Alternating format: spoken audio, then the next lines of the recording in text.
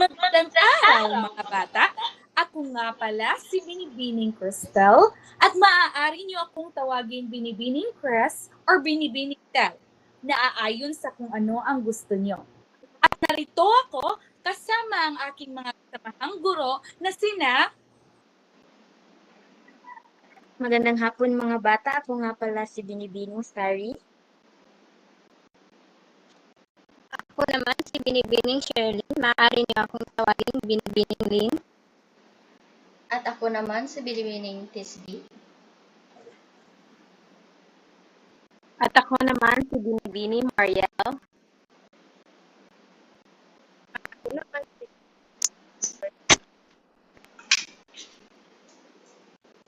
At ako naman si Binibining Tisera.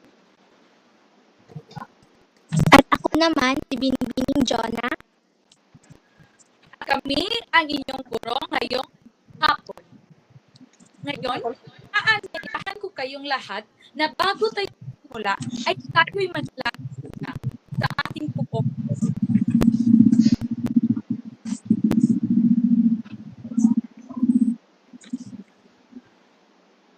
Next. Manalangin po tayo.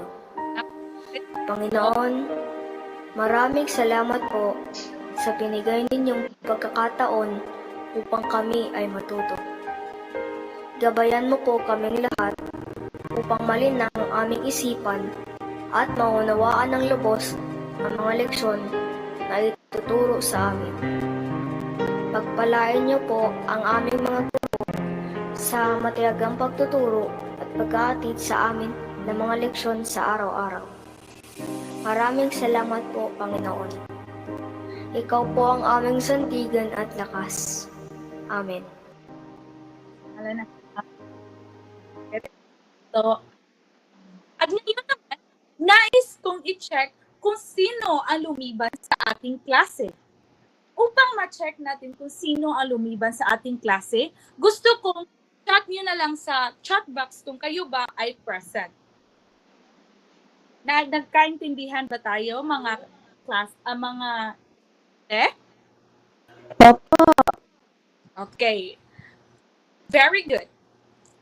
Ngayon, meron tayong mga alituntunin sa ating klase upang maging maayos ang ating aralin ngayong araw. Okay. At ito ang ating mga alituntunin. Ang word na nandito ay mundo. Dahil gusto ko or gusto namin na ang ating mundo ay ating pahalagahan, especially ang ating kalikasan. Ngayon, ating kilalanin kung ano ang mga narito at mga words na nabuo natin sa paggamit ng mundo or acronyms na mundo. Ito ay makinig sa klase. Nais kong ang lahat ng ating mga estudyante ay makinig sa klase upang may maintindihan at upang may maibaon kayo sa pag-uwi ninyo na aral at pati na rin mga palatandaan na inyong matutunan ngayong araw. Pangalawa, unahin ang kabutihan sa nakararami. Ang kabutihan ay nararapat na ibigay natin sa nakararami sa lahat. Hindi natin dapat pinipili kung sino ang ating pakitaan ng kabutihan. Ito, nagkaintindihan ba tayo, class? Opo. Okay. Sunod naman, nurture o alagaan ng ating kapaligiran. Kapag may nakita kayong mga basura sa paligid ninyo, pakipulot na lang at ilagay sa mabuti. Sa basurahan or sa nararapat na lagayan nito. Kasi nararapat nating alagaan ang ating kapaligiran upang mapanatili nating maayos ito at maganda ang ating paligid. Pang-apat is dapat itaas ang kamay kung sasagot at hiniliit naman kung pupunta sa palikuran. At dahil nasa virtual tayo ngayon, maaari nyo lang itaas ang virtual hand dito kung gusto nyong umihi or meron kayong mga katanungan or nais na isagot para maging maayos ang ating klase. Nagkaintindihan ba tayo? Yes po. Mahusay. At panghuli naman, obserbahan ang mga batas ng silid-aralan at sundin ang mga ito. Nais kong obserbahan niyo ito ang mga alituntunin na aming nirepresenta para sa inyo at gusto namin na naway sundin niyo ito ng buong puso at naway nagkaintindihan tayo. Nagkaintindihan ba tayo? Yes po. Okay, very good.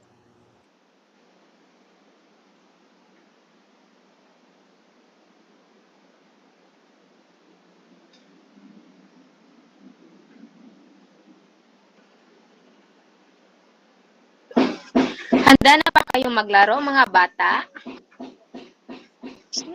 Opo. So, ngayon, sa halip ay maglalaro tayo ng ilagay mo kung saan ako. Maglalaro tayo ng duck race. So, kapag kung sino ang mananalo, siya ang sasagot kung sa tingin nyo ito ba ay anyong lupa o anyong tubig.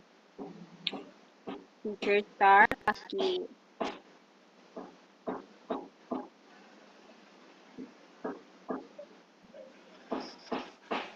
Okay.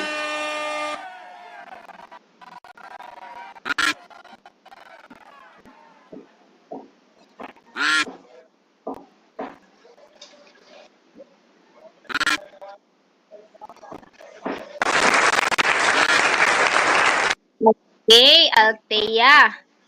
So, sa larawang Ma'am Starly. Okay, sa unang larawan, ano sa tingin mo ang nasa larawan? Ito ba ay anyong lupa o anyong tubig? Okay, magaling, Althea. Ito ay sa tingin ito ay anyong lupa. Next. Teacher Starry.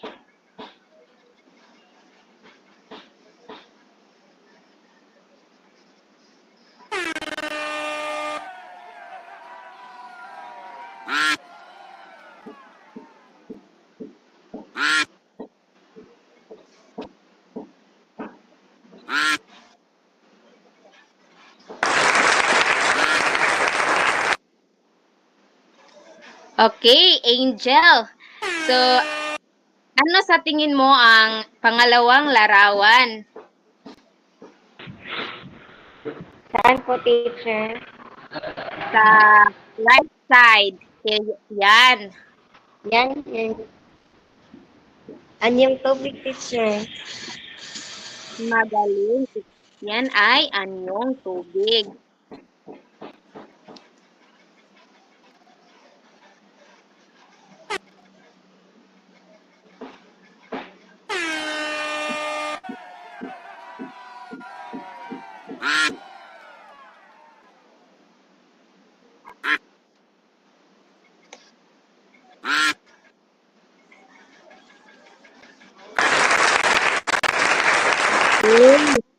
Jeneline. So, sa tingin mo, ano ang pangatlong larawan?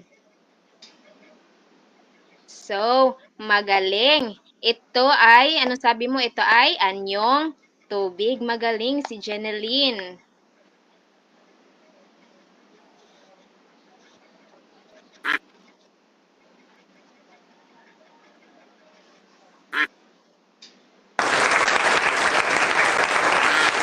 Okay.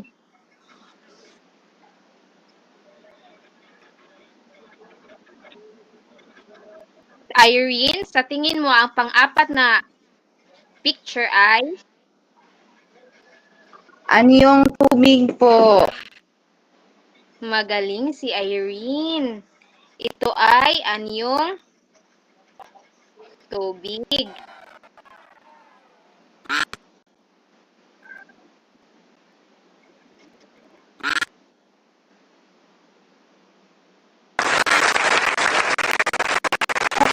George. So, sa tingin mo ang kapangman na larawan, sa tingin mo anong anyo iyan? Magaling! Anyong tubig. Magaling si George.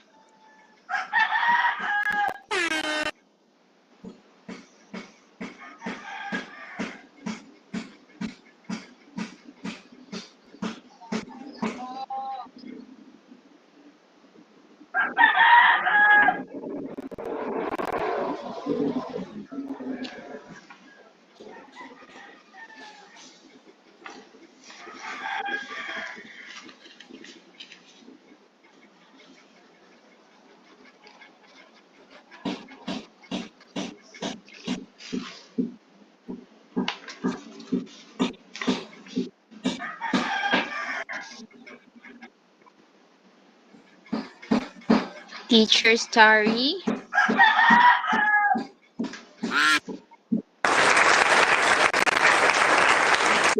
Nila. So, sa tingin mo,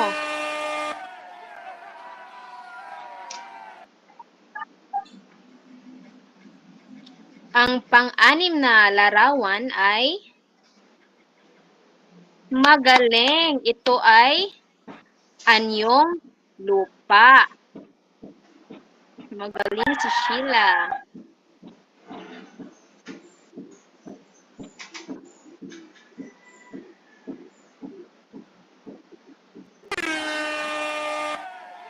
At panghuli ay Hisaya.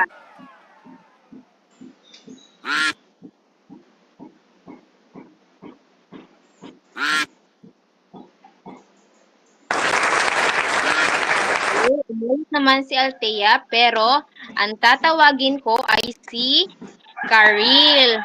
So, sa tingin mo, Karil, ano ang huli na larawan? Magaling. Ito ay anyong tubig. So, bigyan nyo ng 5 palakpak bigyan nyo yung sarili ng 5 palakpak or virtual clap.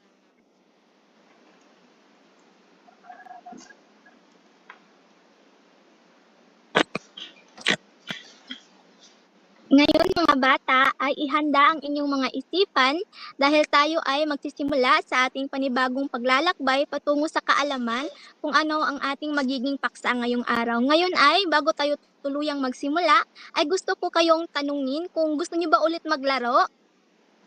Gusto niyo ba ulit maglaro? Ayan, alam kong gustong-gusto ninyo yan, kaya naman tayo ay magsasagawa ng isang masayang laro na pinamagatang nating tukuyin mo, gampanan mo. Sa larong ito ay susubukin natin ang inyong kaalaman at kung gaano ninyo naintindihan ang anyong lupa at anyong tubig at kung paano ito nakakaapekto sa pamumuhay ng tao. Maliwanag ba? Opo, teacher. Magaling, hindi lang ito basta tanungan at sagutan. Gusto ko din makita kung gaano kayo kamalikhain at marunong makipagtulungan sa inyong grupo.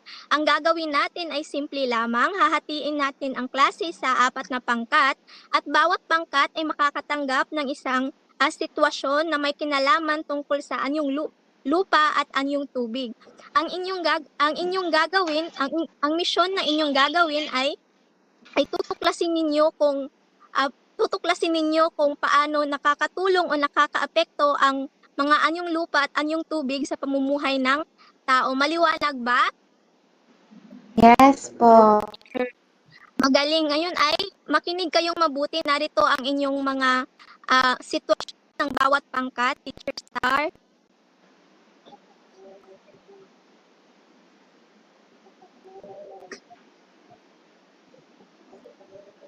Sa unang pangkat, ang inyong sitwasyon ay may mga taong nakatira sa tabing dagat, paano sila natutulungan ng dagat.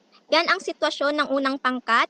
At ang pangalawang pangkat ay may isang baryo sa paanan ng bundok, ano ang nagiging epekto nito sa kanilang pamumuhay?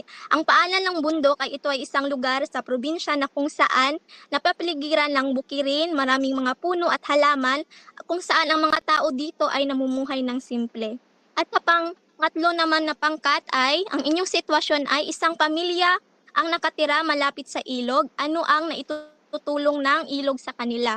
At sa pang-apat na pangkat, ang inyong sitwasyon ay may mga magsasakang nagtatanim sa kapatagan, ano ang benepisyo nito sa kanilang kabuhayan? Naintindihan niyo ba ang inyong sitwasyon ng bawat pangkat?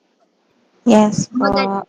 Magaling ngayon ay ang inyong gagawin ay meron akong ipapadala sa inyo na dito sa ating chat box ng mga link ng bawat ng inyong nakatalagang grupo. Ang inyong gagawin ay pipindutin nyo lamang ang inyong link, i-click nyo lamang ang link na nakatalaga ninyong grupo, pagkatapos ay, yan ang magsisilbing pintuan patungo sa inyong mission.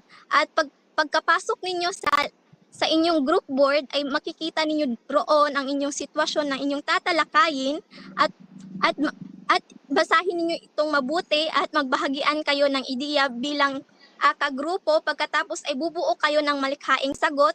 Maaring ito ay masining na pagsasalaysay o aawitin ba ninyo ang inyong sagot? Nasa inyo na kung paano ninyo ito irepresenta sa ating klase. Maliwanag ba? Ngayon ay ipapadala ko na sa ating chat box ang inyong mga link.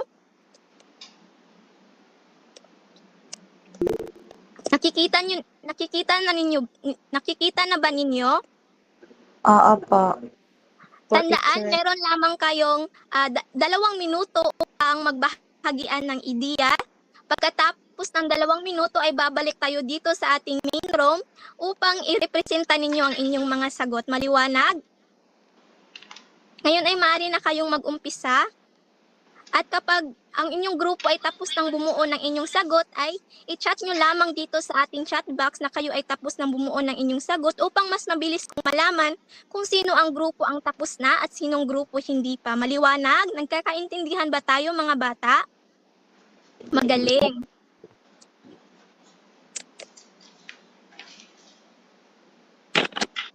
Ang inyong 2 minuto ay magsisimula na ngayon.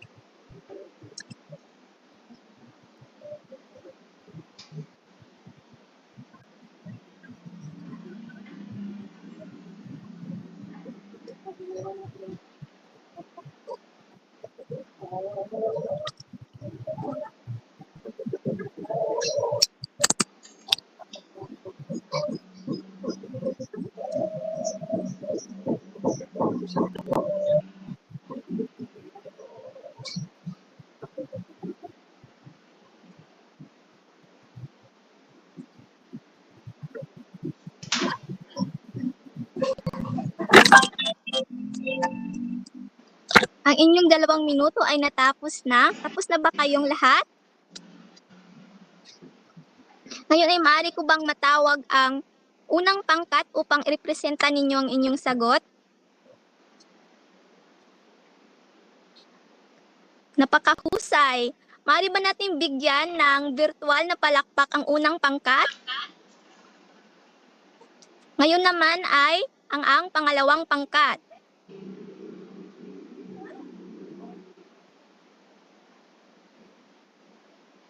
Magaling! Maaari ba natin bigyan ng isang virtual na palakpak ang pangalawang pangkat? Ngayon naman ay dadako tayo sa pangatlong pangkat. Ang inyong sitwasyon ay isang pamilya ang nakatira malapit sa ilog. Ano ang naitutulong ng ilog sa kanila? Teacher, pwede na ko kantahon. Maaari, Irene. Hindi po maganda busis to eh. Walang pangit na buses na ipinagkaloob ng Diyos. Lahat maganda. Hindi.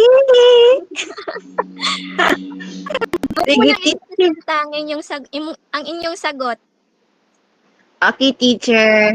Sa tingin ko, teacher, ang maitutulong ng ilog sa pamilya na nakatira malapit dito ay nagkakaroon sila ng malinis na tubig na magagamit sa pang-araw-araw na gawain tulad ng paglalaba, pagiging at pagluluto. Nakakatulong din ito ang ilog sa pagtutubig ng pananim at sa panisda upang makakain at maibenta ang isda sa palengke. Bukod dito, teacher, nagbigay din ang ilog na malamig na hangin. Hangin! Katawa, teacher. At magandang tanawin sa kanilang paligid. Paligid! Yun lang, teacher. Pasensya na po. Napakahusay, Irene. Ikaw ay pinagkalooban ng Diyos na napakagandang boses. Maaari ba natin bigyan si Irene ng isang virtual na palakpak sa napakahusay niyang pagrepresenta ng kanyang sagot? Thank you, teacher. Magaling. Ngayon naman ay pang-apat na pangkat.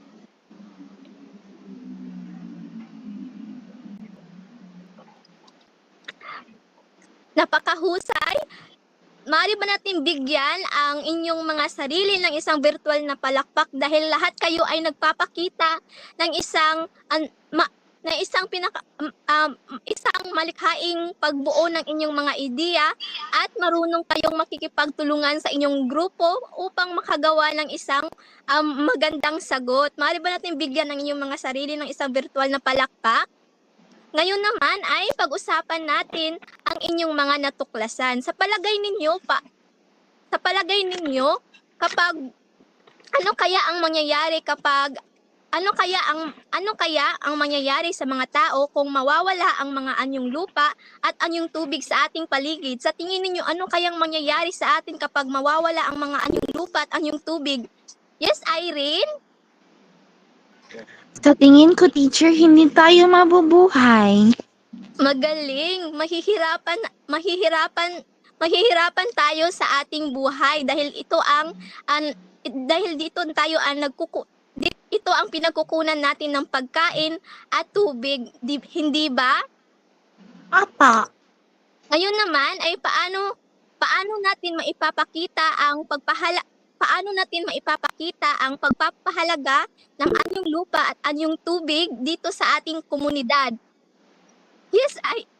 Yes, Irene? Sa tingin ko, teacher, dapat natin itong pangalagaan upang ito ay maging preserba at maging presko at walang kulang na magamit natin ito. Napakahusay, Irene. Napakaganda ng iyong sagot sa pamagitan ng pag-aalaga ng ating kalikasan dahil ito ay bilang pasasalamat sa mga biyaya na natanggap natin mula sa ating kalikasan dahil kung wala ito ay mas mahihirapan ang ating pamumuhay sa araw-araw. Maaari niyo bang bigyan ng inyong mga sarili ng isang virtual na palakpak? Magaling.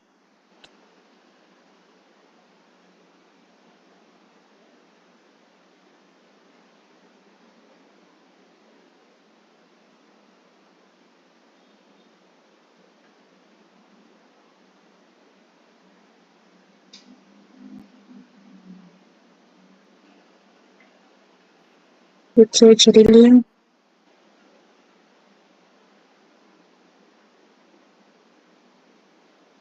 Narito ang ating mga layunin sa araw na ito.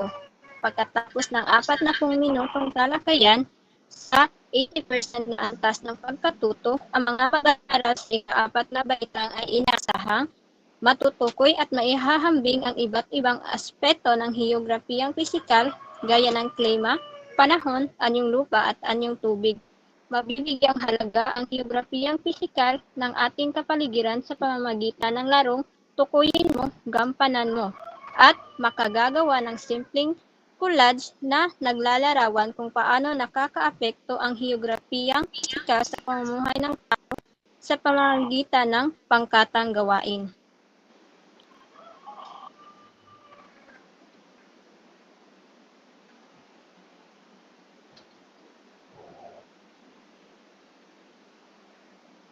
Ngayon,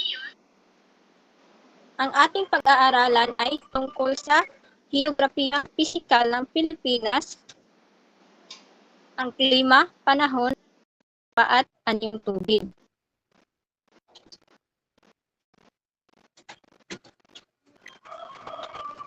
Ang ating pag-aaralan sa araw na ito ay tungkol sa heograpiyang pisikal. Ngunit bago natin ito aalamin ay atin munang tatalakayin kung ano nga ba ang ibig sabihin ng salitang heograpiya.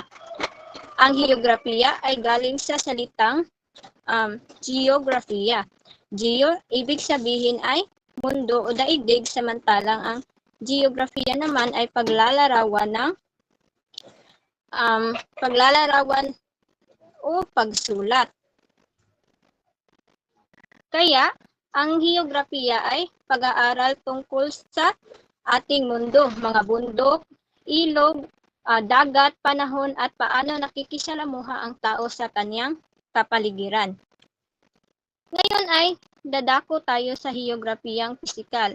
Irene, maaari mo bang basahin kung ano ang ibig sabihin ng heograpiyang pisikal?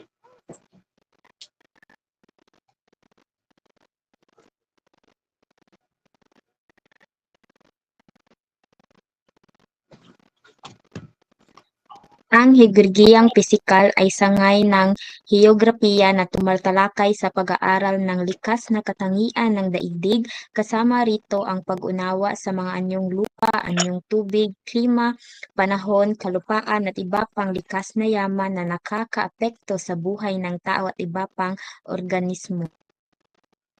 Okay.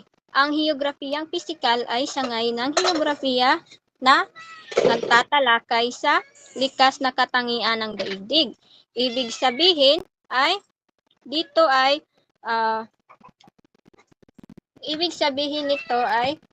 pinag-aaralan dito ang likas na gawa ng kalikasan tulad ng anyong lupa, anyong tubig, klima at panahon. Lahat ng ito ay mahalaga sa pamumuhay ng tao dahil dito tayo kumukuha ng pagkain, tirahan at iba pang pangangailangan. Ngayon naman ay ang susunod ay klima. Ito ay pangkalahatang kalagayan ng atmosfera o hangin sa loob ng isang lugar o sa isang lugar. Halimbawa nito ay mainit ang klima sa Pilipinas dahil madalas tayong maarawan. Pangalawang halimbawa naman ay sa ibang bansa, malamig ang klima at madalas umuulan o mag-snow. Ngayon ay ating aalamin kung ano ang kaibahan ng panahon sa klima. Ang panahon ay kondisyon ng atmosfera sa isang lugar sa loob ng ilang oras.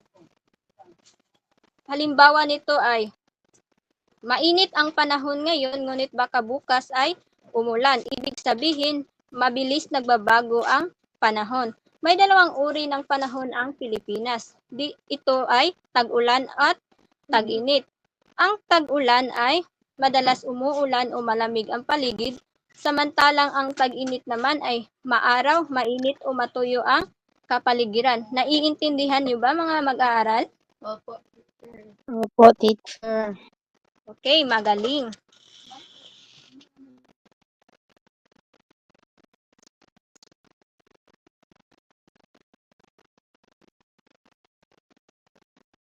At ngayon naman mga bata ay dumako tayo sa mga anyong lupa. Una ay ang kapatagan. Ay pag-aralan natin ang iba't ibang anyo ng um, anyong lupa. Ang anyong lupa mga bata ay mga anyo o hugis ng lupa na makikita natin sa ating kapaligiran. Bawat anyong lupa ay may kanya-kanyang katangian at gamit sa tao. Una ay ang kapatagan. Ang kapatagan ay malawak na lupain, patag at mataba. Madalas itong ginagamit sa pagsasaka dahil madali itong bungkalin at tamnan. Gaya ng nasa larawan, tinaniman nila ito ng mga palay. Sa mga kapatagan, tumutubo ang mga palay, gulay at mais. Halimbawa nito ay ang Central Luzon na tinatawag ding Rice Granary of the Philippines dahil maraming palay ang tumutubo doon. Naintindihan ba ninyo mga bata ang kapatagan? Opo, teacher. Ano nga ulit ang mga pananim na karaniwang tumutubo sa kapatagan? Magaling, Hazel. Ang kaniwang tumutubo sa kapatagan ay ang palay o gulay. At ang pangalawa naman ay ang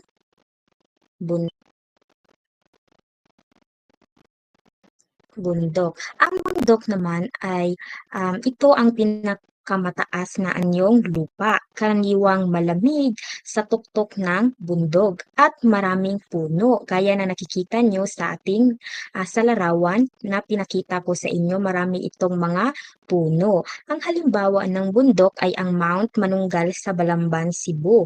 Dito madalas pumupunta ang mga taong mahilig mag-hiking o mamasyal sa kalikasan. At ito ang halimbawa na bundok. At ano nga ulit mga bata ang pinakamataas na anyong lupa? Magaling, Ling. Ito ay ang bundok. Pangatlo naman ay ang burol.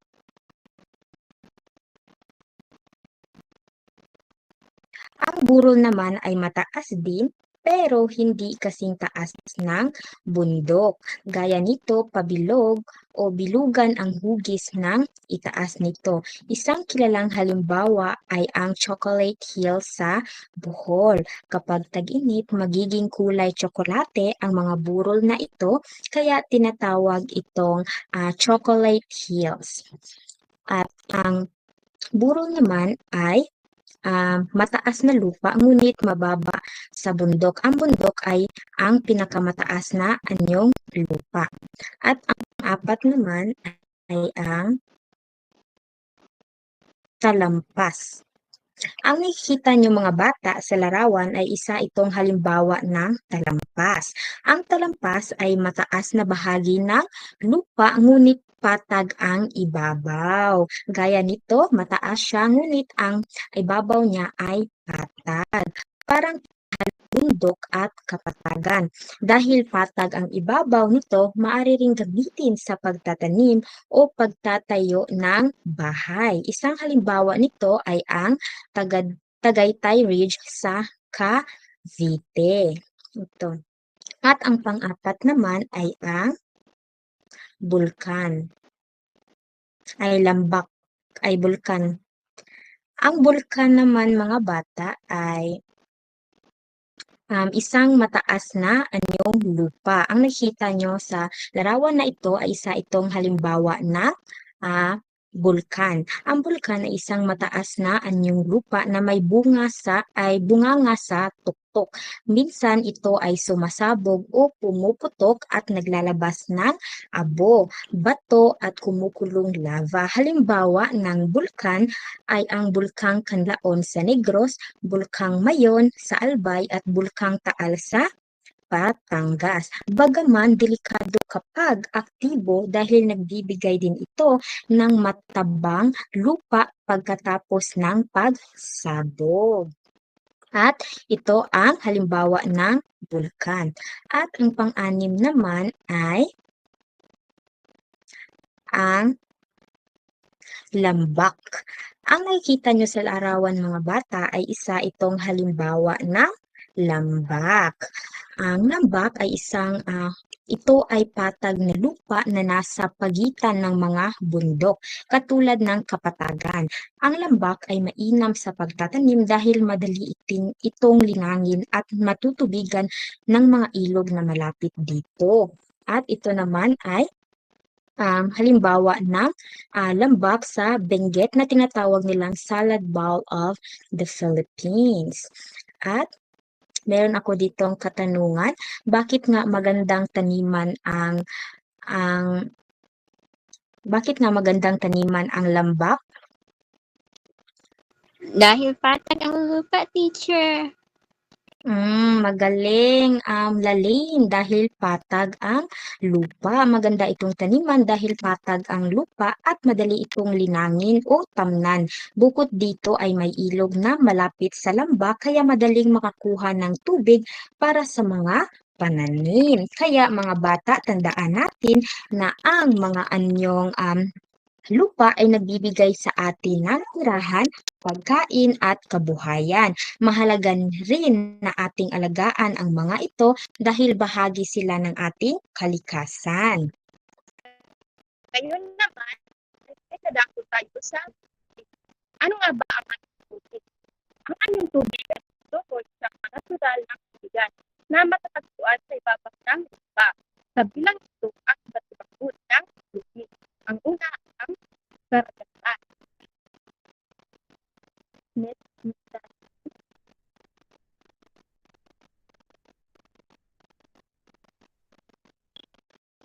Ang una ay ang karagatan. Ito ay pinakamalalim, pinakalawak at pinakamalaki sa lahat ng tubig. Halimbawa dito ay ang Pacific Ocean na kilala sa pinakamalaking karagatan sa tubig. Ang karagatan ay saklaw nito ang malaki ng mundo at nagdurugtong na mga kontinente. At ang isang halimbawa nito ay ang karagatang Pasifiko. Ito ang pinakamalaking karagatan sa mundo. At ang pangalawang tubig naman ang dagat. Please, next.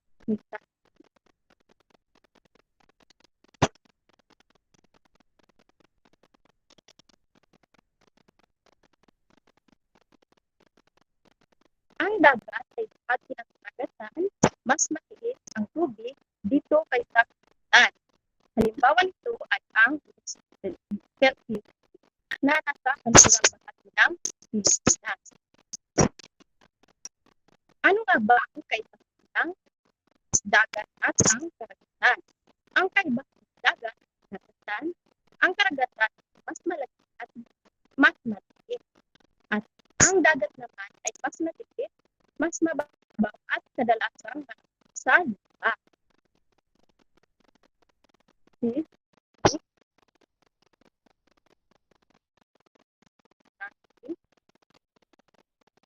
At ang pangatlong anyong tubig naman ay ang loob. Isang bahagi ng dagat na nakatalok sa baybayin nito. Ang loob ay isang maliit loob o baybay may higit na kapusay nila sa dagat. Madalas itong nasikip ng isla o puso. Ang halimbawa nito ay ang loob o loob. Isang bayan na pinangalanan dahil sa loob o maliit na lugar.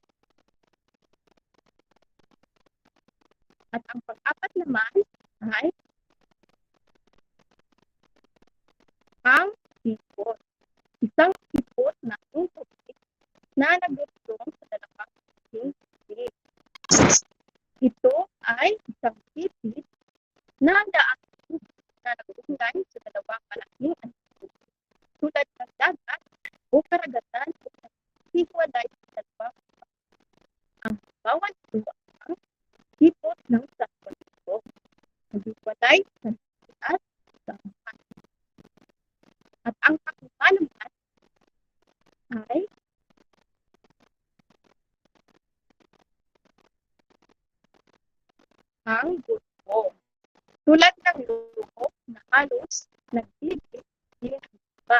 Ito ay bahagi ng karagatan na karaniwang nasa bukana ng dagat. Isang malawak na bahagi ng dagat na nakasulit sa baybayin at napapaligiran pa sa tatlong tubig. Ang halimbawa nito ang Gulfo ng Philippines, isang bahagi ng dagat na nakabilang bahagi ng Visayas. At ang pang-anim naman ay ilog. Ito ay mahaba at palikot-likong anong tubig na tumutukoy sa dagat. Hindi maalat ang tubig dito. Halimbawa nito ay ang ilog Cagayan na isa sa pinakamahabang ilog ng ang ilog isang mabaumang tipon na anong tubig na dumadalo mula sa kabundukan patungo sa dagat, lawa o ibang ilog. Ang isang halimbawa naman ito ay ilog Pasig. Dumadalo sa Metro Manila at nag-uugnay sa labanan ni Libey at Manila City. At ang pang-pito naman ay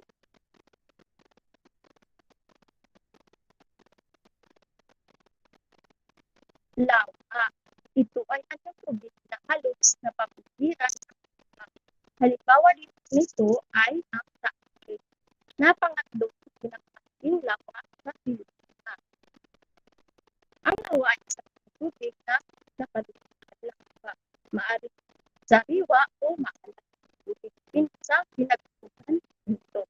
Ang isang halimbawa nito ay ang lawa ng Laguna o Laguna Lake. At ito ay pinakamalaking lawa sa Pilipinas. At ang pangwala naman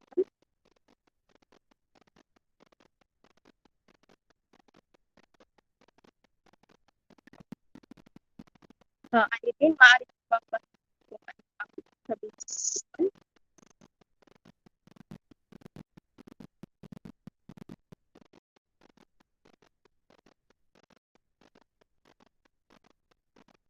pakibalik. Irene, maaari mo basahin kung ano ang talon.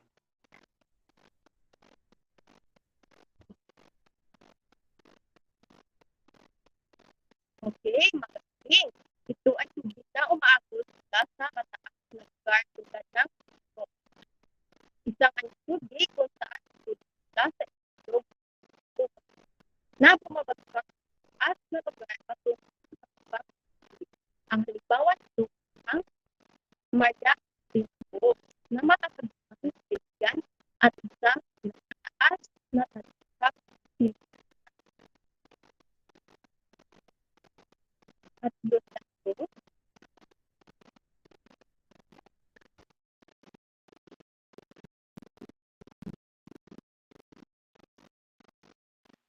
Naririnig niyo ba ako, mga bata?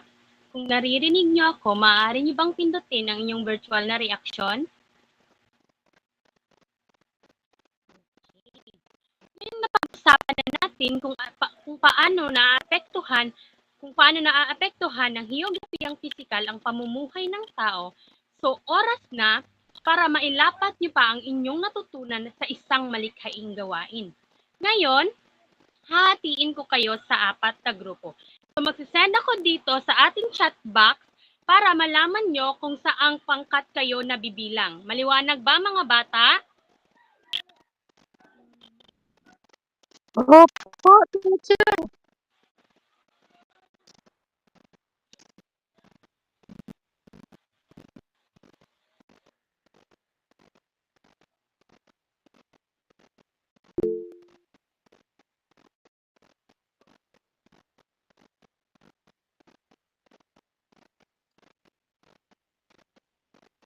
Nakikita nyo na ba ang inyong mga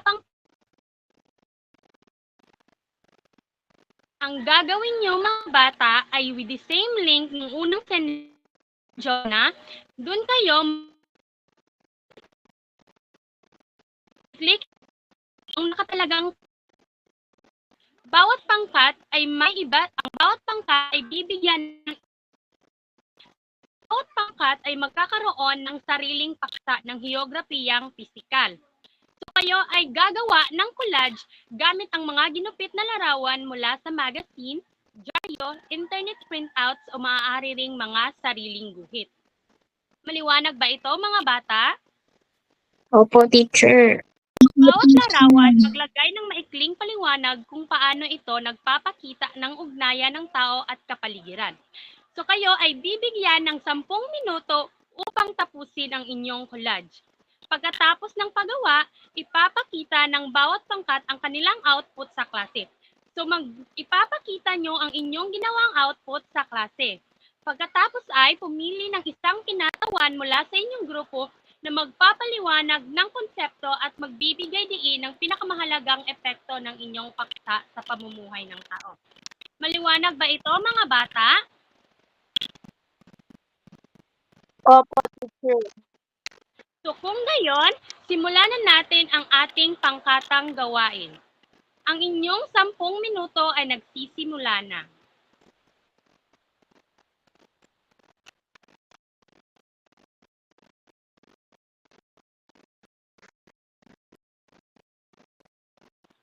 Okay, class, natapos na ang inyong 10 minuto. So ngayon, pupunta naman tayo sa inyong mga presentasyon. Unang pangkat, pakipresenta. Magaling! Maaari nyo bang bigyan ng virtual na palakpak ang unang pangkat? So ngayon, pupunta naman tayo sa ikalawang pangkat. Napakahusay! Mga bata, maaari nyo bang bigyan ng inyong kaklase ng virtual na palakpak?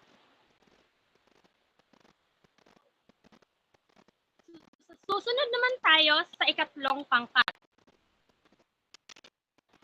Magaling! Pinapakita nyo talaga ang inyong kahusayan sa pagpresenta. At pupunta naman tayo sa panghuling pangkat. Napakahusay rin.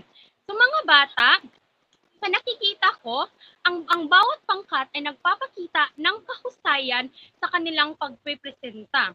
So ang bawat pangkat ay nakakakuha ng perfect score. Maaari nyo bang bigyan ang inyong mga sarili ng isang virtual na palakpak?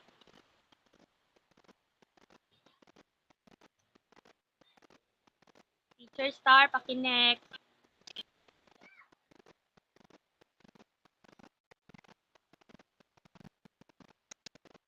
So sa base sa mga kanilang presentasyon at tinalakay kanina, ano ang pagkakatulad at pagkakaiba ng epekto ng iba't ibang aspekto ng heograpiya sa pamumuhay ng tao? Okay, Saidin, nakikita kong itinaas mo ang inyong virtual na kamay. Maaari mo bang sagutan iyan?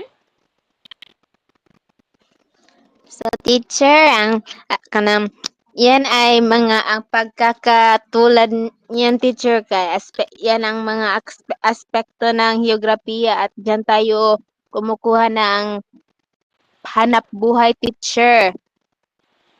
Magaling! Maaari nyo bang bigyan ng virtual na palakpak ang inyong kaklase, mga bata?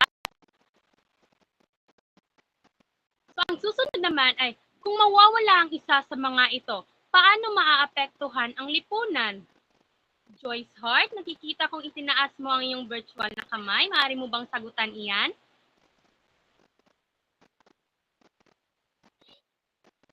Magaling! Mga bata, maaari nyo bang bigyan ng may virtual na palakpak ang dalawang classmate nyo na sumagot kanina? Ang dami nating natutunan sa kanilang presentasyon at nakikita ko talaga na napakalaki talaga ng epekto ang heograpiyang pisikal sa pamumuhay ng tao.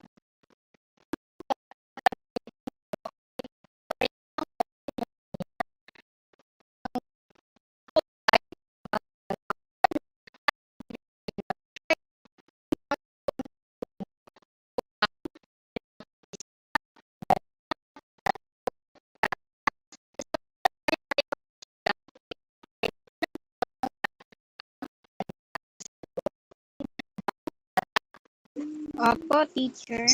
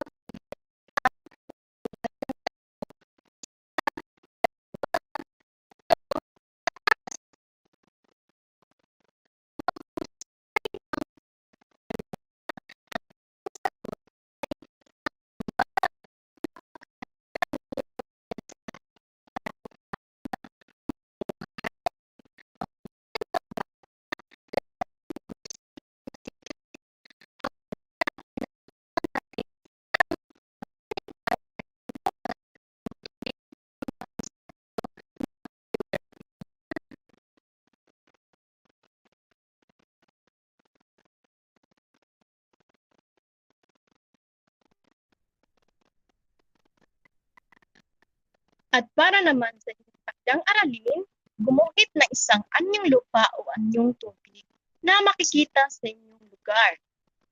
Iguhit ito sa isang maikling bond paper. Saan ninyo iguguhit? Tama, iba. Iguguhit ninyo sa maikling bond paper. Para sa inyong rubrics naman sa pagguhit, ang pagkilala at pagnayan may 5 puntos, detalye 5 puntos, kalinisan at kayusan 5 puntos, at pagkamalikhain 5 puntos, at ang kabuuang puntos ay 12. At sana may kayong natutunan ngayong araw sa ating aralin. Ngayon, tayo ay manalangin sa ngalan ng Ama, ng Espiritu Santo. Ama namin, sumasalangit ka, sambahin ang ngalan mo, mapasaan mo ng kahayaan mo. Sundin ang loob mo dito sa lupa para lang sa langit. At bigyan mo kami ng makakain sa araw-araw at patawarin mo kami sa aming mga kasalanan. At huwag mo kami ipagpulot sa puso at iadya mo kami sa ng Espiritu Santo. Amen. Paalam na at maraming salamat mga mag-aaral. Paalam po, Binibini.